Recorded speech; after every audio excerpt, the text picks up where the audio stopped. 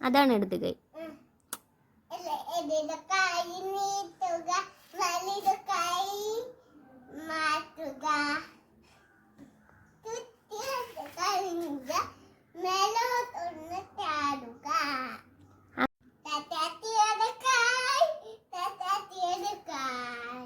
പോ അവിടെ നിന്ന് കൊള്ള പോ. വലത് കൈ.